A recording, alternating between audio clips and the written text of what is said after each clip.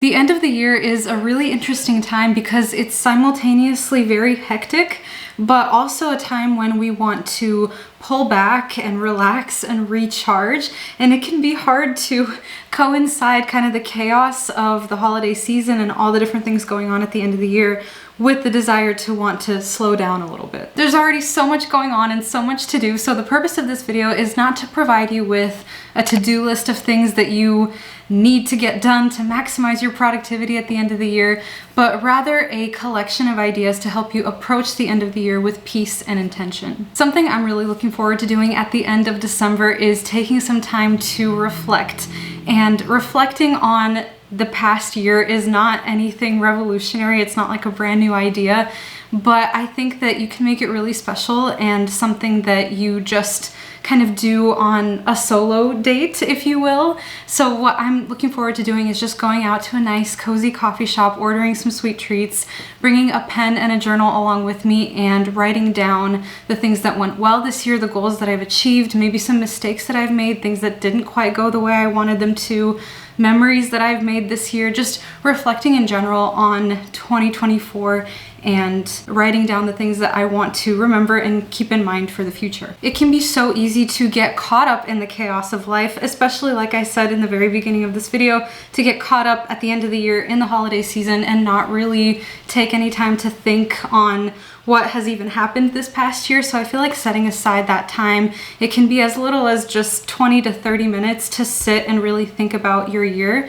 I think is a great way to, again, approach the end of the year with intention and really think back on what worked and what didn't. If you started the year with some goals or a vision board, whether you wrote these things down or not, it can be helpful in this moment of reflection to think about, what was I able to accomplish? What did I not accomplish, and why wasn't I able to accomplish those things? And how can I improve moving forward? But it doesn't just have to be a self-improvement brainstorming session, though that can definitely be part of it.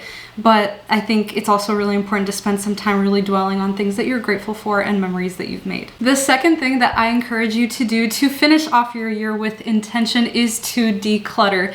And this sounds like a big project, and I know that decluttering your home can be something that takes forever and ever and ever, but for me personally, something that I've been doing is just tackling different areas of my home, not even a room at a time, but like one drawer, one shelf, or one cabinet at a time. And I find that that has made the process of decluttering much more approachable for me. It feels so good to go into a new year feeling lighter, feeling like you can actually enjoy your space rather than feeling like you have this new roommate, this unwanted roommate of clutter that is inhibiting your ability to actually enjoy the home that you live in. I know a lot of people like to do spring cleaning, but I think end of the year cleaning is really wonderful as well. This is also a great time of year to give back, and I don't just mean by volunteering or donating to charities, though those can be very wonderful things to do as well, but even just things like reaching out to people in your life and supporting them and taking care of them.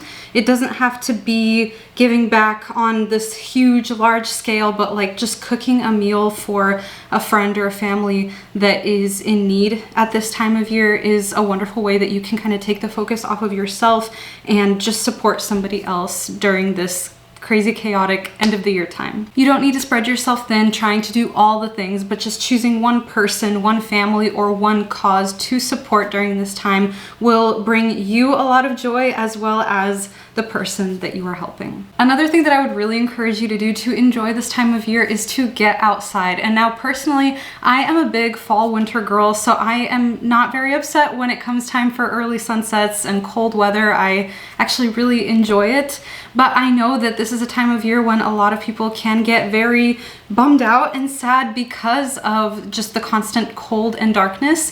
And you would think that to combat that, you wouldn't want to go outside into the cold and the dark, but I find, even though I do enjoy this time of year, when I do feel like I'm kind of getting a little bit down, getting outside actually is super helpful. Going out to take a short walk around the block, whether that's during the day or even after the sun has set, or maybe visiting a local park with a nice hot drink in your hand, is a great way to kind of lift your spirits during this time. You don't have to go outside on a daily basis if you don't want to, but even just going out a couple times a week and breathing in that fresh winter air will do wonders for your physical and your mental health. But because we are spending a lot of time indoors during this time of year, I would also encourage you to rekindle or discover a fun hobby. I talked about this in my previous video. I feel like as adults, we kind of set a lot of our hobbies aside because there's so many other things that we have to do. We've got work, we've got personal life, and there just doesn't seem to be enough time to